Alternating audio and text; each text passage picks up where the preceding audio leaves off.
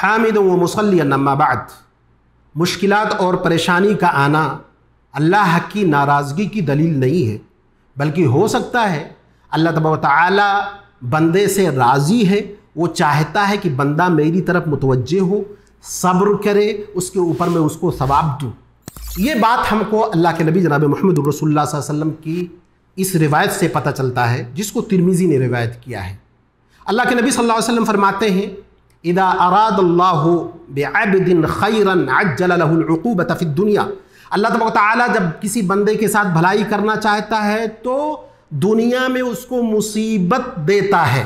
وَإِذَا أَرَادَ بِعَبْدِهِ شَرًّا، اور جب وہ اس کے ساتھ برائی کا ارادہ کرتا ہے، شر کا ارادہ کرتا ہے، تو اللہ تبارک و تعالیٰ اس کی سزا کو روک لیتا ہے حتی یوافی بہ یوم القیامہ، قیامت کے دن اس کو سزا دے گا۔ تو اس سے یہ پتہ چلا کہ انسان کے پاس اگر مصیبت آئے، اللہ تبارک و تعالیٰ کی ناراضگی کی دلیل یہ نہیں ہے۔ پھر اللہ تبارک کے نبی صلی اللہ علیہ وسلم آگے فرماتے ہیں ان عظم الجزاء مع عظم البلاء، کہ جتنی زیادہ بندے کے پاس مصیبتیں ہوں گی اتنی ہی زیادہ اس کے ثواب میں اضافہ ہوگا۔ وَإِذَا أَرَادَ اللَّهُ بِعَبْدٍ خَيْرًا ابتلاہ، اور جب کسی بندے کے ساتھ اللہ تعالیٰ خیر کا معاملہ چاہتا ہے تو اس کو آزمائش میں مبتلا کرتا ہے۔ فَمَنْ رَضِيَ فَلَهُ الرِّضَى، تو جو شخص خوش ہوتا ہے اللہ اس سے خوش ہوتا ہے۔ وَمَنْ سَخِطَ فَلَهُ السَّخْطُ، جو شخص ناخوش ہوتا ہے اللہ اس سے ناخوش ہو جاتا ہے۔ تو اس حدیث سے یہ بات پتہ چلی کہ مصیبتوں کا آنا یہ خیر کی علامت ہے، بھلائی کی علامت ہے۔ اسی طرح یہ بات بھی پتہ چلی کہ مصیبت کا آنا اگر خیر کی علامت ہے تو اس کا مطلب یہ نہیں ہے کہ ہم اللہ سے دعا کریں کہ اللہ میرے اوپر مصیبتیں بھیج دے۔ نہیں، اللہ اپنی طرف سے آپ کن کن چیزوں کے متحمل ہیں، کون کون چیز آپ برداشت کر سکتے ہیں، اس کے اعتبار سے آپ کے اوپر مصیبت بھیجتا ہے اللہ تبارک و تعالیٰ۔ یہی وجہ ہے کہ مسلم شریف کی روایت میں ہے کہ اللہ کے نبی جناب محمد رسول اللہ صلی اللہ علیہ وسلم کے پاس ایک صحابی کو لایا گیا اٹھا کر کے، ان کی شکل چوزے جیسے ہو گئی تھی، اتنے دبلے پتلے ہو گئے تھے، ہڈیاں گل گئی تھی۔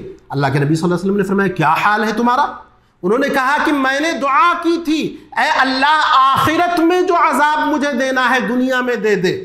اللہ کے نبی صلی اللہ علیہ وسلم نے فرمایا لا تطیقہ، اس کی طاقت تمہارے اندر نہیں، کسی بشر کے اندر نہیں طاقت ہے کہ آخرت کے عذاب کو دنیا میں جھیل لے۔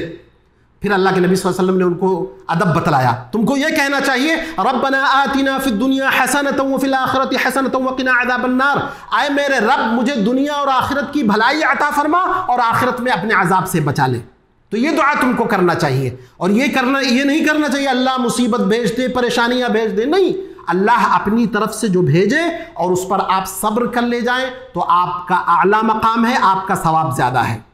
اسی طرح جب بندہ آخرت میں اپنے ثواب کو دیکھے گا تو بالکل وہ اچنبھے میں پڑ جائے گا، بڑا تعجب اس کو ہوگا، یہاں تک کہ حدیث میں آتا ہے کہ وہ اپنے ثواب کو دیکھتے ہوئے سوچے گا اے کاش اللہ کے راستے میں میری چمڑیاں کاٹ دی جاتی، چاقو سے میرے چمڑے کو چھیل دیا جاتا، اس کو کاٹ دیا جاتا۔ یہ حدیث میں آیا ہوا ہے، اللہ کے نبی صلی اللہ علیہ وسلم نے فرمایا ثواب کا اتنا اعلیٰ مقدار اور اتنا زیادہ ثواب اللہ تبارک و تعالیٰ صبر کرنے والے کو دے گا قیامت کے دن۔ تو ہم کو صبر اپنانا چاہیے اور ہر مصیبت میں اپنے آپ کو ثابت قدم رکھنا چاہیے۔ یہ اللہ کے نبی جناب محمد رسول اللہ صلی اللہ علیہ وسلم کے پاس سے ہم کو تعلیم ملی ہے اور یہ ادب ہم کو سکھلایا گیا ہے۔ اللہ تبارک و تعالیٰ سے دعا ہے کہ اللہ تبارک و تعالیٰ ہم کو اپنے ان بہترین بندوں میں سے بنائے جو مصیبتوں پر صبر کرتے ہیں۔ اللہ رب العزت ہم کو صابر و شاکر بنائے۔